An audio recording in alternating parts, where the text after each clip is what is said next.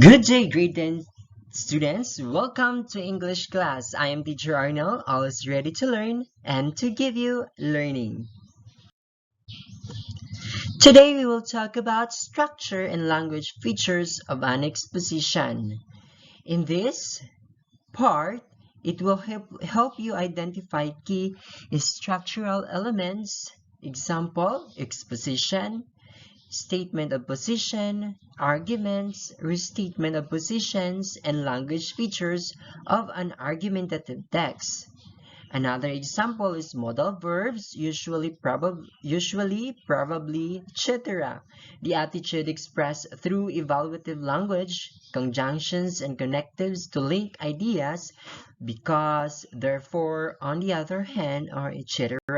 We also have declarative statements or rhetorical questions and passive voice. So, if you ask what is an exposition?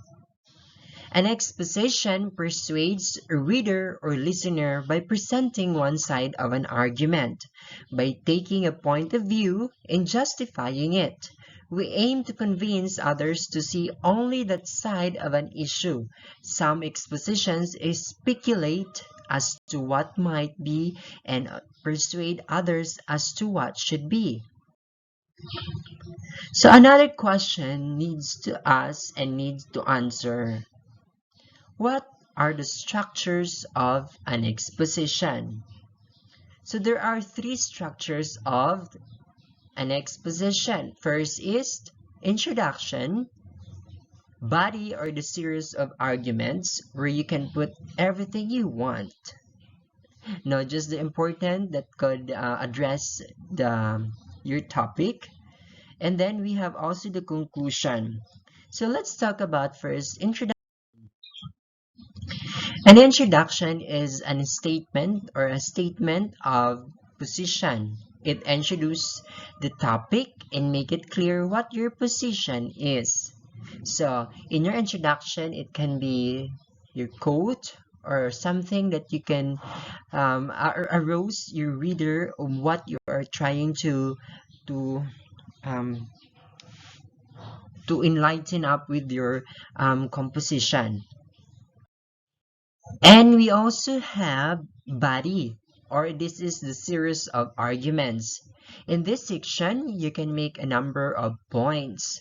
Begin each paragraph with a key statement or general statement. Give supporting reasons and the rest of the paragraph. Then make a new point in the opening sentence of the next paragraph and give supporting reasons and so on. So that is the body. So we also have the conclusion. The conclusion is to sum up your argument. You could make a statement about what you see as a solution to the problem or what might happen if the situation is not resolved. You could call for some form of action from the audience. So it depends on you on how you conclude your exposition essay or your composition or something. It is depend on you. So what are the language features of an exposition? So a while ago we talked about the structure of exposition. Now the language features of an exposition. So an exposition or language or argument includes particular language features.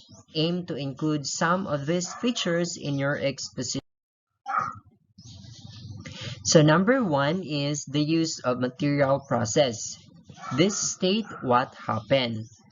Number two is the use of relational process. This state what is or should be. Number three is the use of simple present tense. It states the point using simple present tense. Number four is the use of transitional signals to show contrasts. Example, although, however, but, and etc. And then we also have number 5 is the use of mental processes or the mental process. It states what you think or feel about the issue. And then number 6 is the use of connecting words. Those are the connective words, link ideas in an argument. Example, first, for that reason, for example, as a consequence, because of this, in particular, therefore, and finally.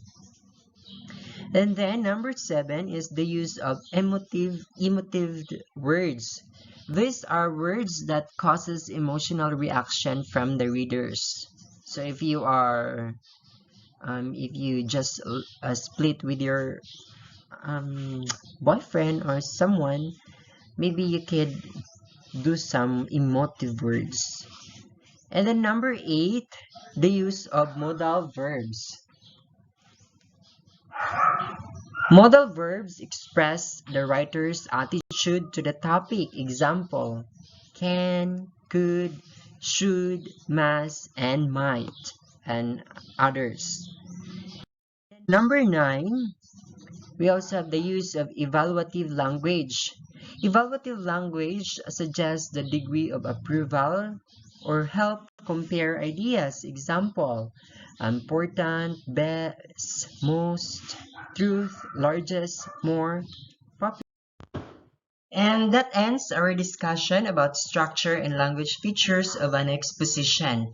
So now with your pen and paper, just answer the following question. Number 1.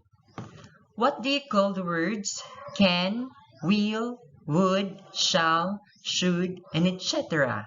Is it A, modals, B, connectives, C, conjunctions, D, prepositions?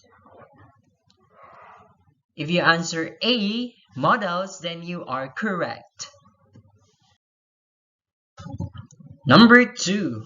Which is not an exposition? Is it A, introduction, B, counterclaim, C, body, D, conclusion? If you answer letter B, counterclaim, then you are correct. Number 3. Which is a conjunction?